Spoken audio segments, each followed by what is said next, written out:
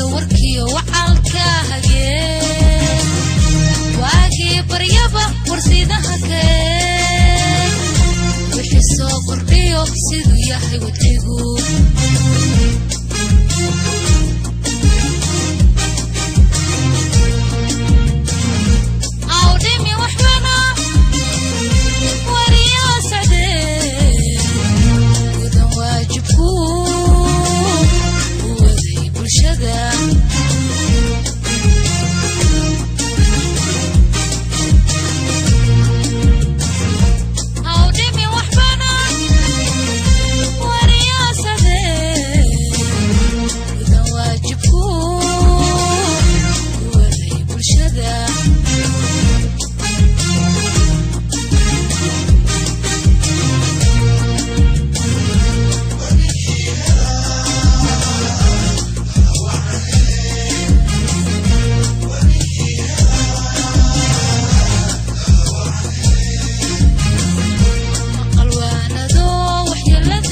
بسم الله الرحمن الرحيم halkan waxaan ugu tacsiyeynaa qoyskii uu ka tagay Allahu naxariiste Cabdisalaam Sheekh Xasan Xiis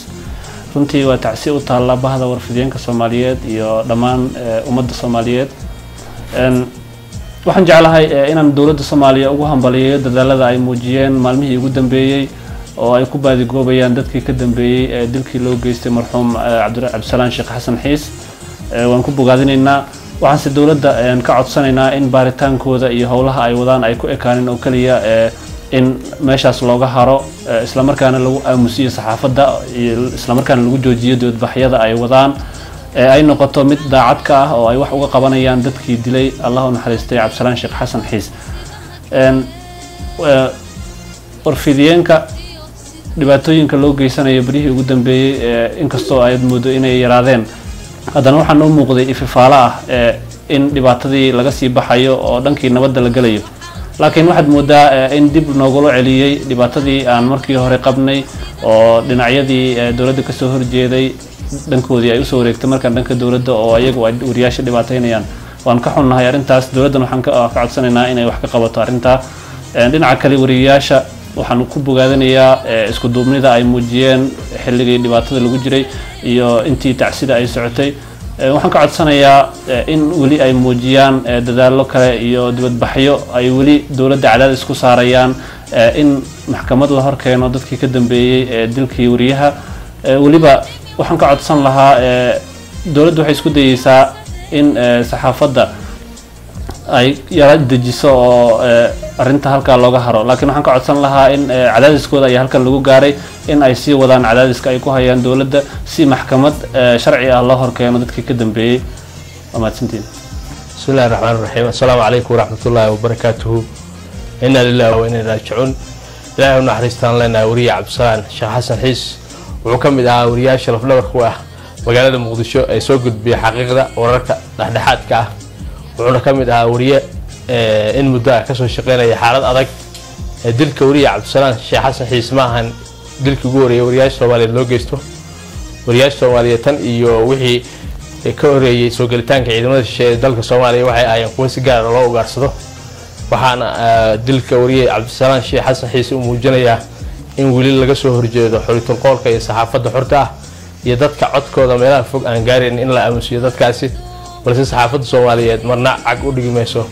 kuwa dadka wariyaasha leynaya ee doonaya in Soomaaliya wax ka socda aan la ogaanin wariyuhu geeriyoodina waxaan leenahay samir iimaan qoyskii uu ka tagay baahda saxaafadda Soomaaliyeed dawladda ku meelgaarkana waxaan ka codsanaynaa in wariye Cabdisalaam Sheekh Xasan Xiis ninkii dilay ay shaacisay inay gacanta ku qabatay in cadaaladda la hor keeno si loo ogaado kiisas badan oo wariyaal Soomaaliyeed oo lagu laayay magaalada Muqdisho cidii ka dambeysay hay'adaha nabad sugidda qaranka booliiska Soomaaliyeed kulli waxaan ka codsanaynaa wasaaradda arrimaha gudaha iyo wasaaradda warfaafinta inay gacan weyn ka geystaan wax ka ogaanshaha cidda laynaysa wariyaasha Soomaaliyeed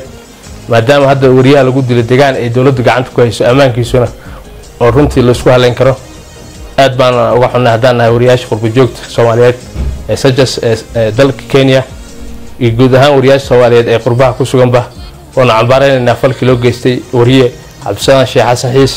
waxaan tacsi gaar u direynaa idaacadda telefishinka gaar u shaqeynayay Home Cable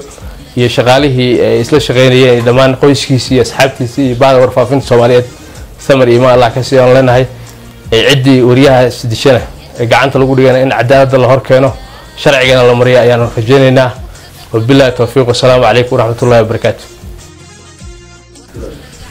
bismillaah marka hore waxaan mahad celinayaa guddiga saxafiyiinta qurba jooga ee Sajas oo kulanka noo soo qaban qaabiyay marka xigtana waxaan rabaa inaan sidoo kale u mahad celiyo ciidamada booliska Soomaaliyeed iyo laanta dambi baarista oo noo sheegay inay soo qabteen dad lagu tuhmay dilkii Allah u naxariistay wariye Cabdisalaan Xiis ee telefishinka Home Cable oo 18 bishan lagu dilay magaalada Muqdisho waxyaabaha ugu waaweyn oo aan ka rabno ciidamada booliska iyo laanta CID-da waxay tahay in cadaynta lagu hayo dadkaas ay soo bandhigaan iyo qirashadooda iyo in haddii ay ka dambeeyeen waxaan rabnaa inaan haddii xataa ay ku cadaato in ninkaas uu dilay wariye Xiis in la soo taago maxkamadda isla markaana waxyaabihii sababay inuu ninkaas dilka u geysto uu meesha ka sheego cidda u soo dirtay inuu dilay inuu sheego kooxdii asaga la socoto assassination kala mid ahayd inuu sheego waxaan ka rabnaa cadayn buuxda oo la xiriirta qaabka ninkaas ay u dileen waxaan kaloo rabnaa inaan lagu degdegin dilka ninka dilka dilay ilaa ninka dilka sameeyay ilaa si rasmi ah loo cadeeyo dadkii dhammaan ka dambeeyay dilkiisa wariyahaas aan waxba galabsan Allah u naxariistay waxaan rabnaa qaabkaas markay dhacdo in la dhameeyo impunity-ga ama qof inta qof iska dila haddana la sii daayo ama uu magaalada joogo waxaan rabnaa qof kastoo Soomaaliya hadduu wariye yahay iyo hadduusan ahaanba ciddii dishay in inta la soo qabto sharciga la hor keeno asagana lagu waafajiyo dhibaatooyinka Soomaalida haysta ay qayb ka tahay in dadka dila ay magaalada iska maraan ka bacdina aan waxba laga qaban arintaas ayadoon laga bixinna wax cadaalad ah iyo nabad ah wadanka kama dhalanayaan sidaa daraadeed waxaan ka codsanaynaa madaxda dawladda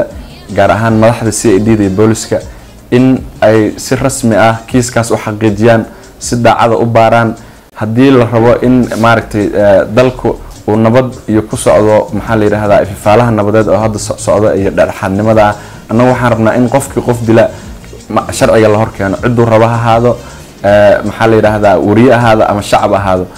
wariyaashana waxaan ka codsan lahayn inaysan joojin baaqa isdaba jooga ah oo ay ku doonayaan in cadaaladda la hor keeno dadkii wariye Cabdisalaan Xiis ka dambeeyay dilkiisa waxaan rabnaa in codkeena dhammaanteen aan hal meel isugu geyno oo ah in dhibaatada saxaafadda Soomaaliya lagu hayo la joojiyo saxaafaddu runtii uma dul qaadan karto dhibaatooyin intaan ka badan in lagu sameeyo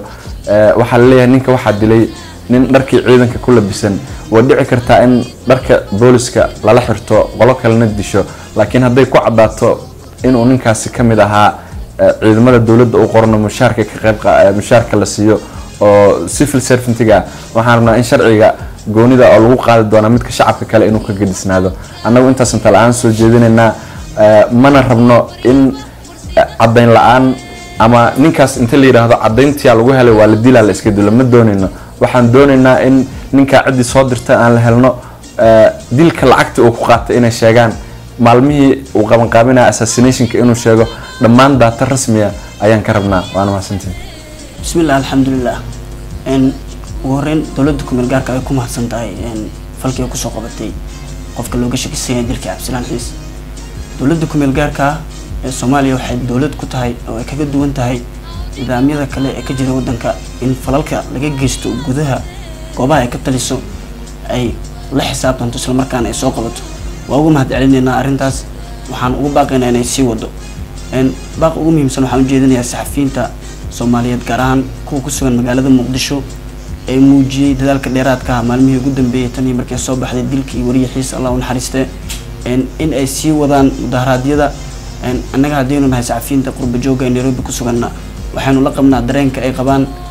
waxaanu la qabnaa kacdoonada ay wadaan waxaanu la xiranahay tabeebayaasha ay wataan inkastoo aanay naga muuqan haddana niyad ahaan waxaanu taageersanahay falkaas ay wadaan waxaan ugu baaqaynaa dhammaan saxafiyiinta Soomaaliyeed ee adduunka ku kala nool in ayagana dareenkooda ku wajahan in aan looga harin dilka noocaan ah dadkii geystay inay muujiyaan waxaana ka codsanaynaa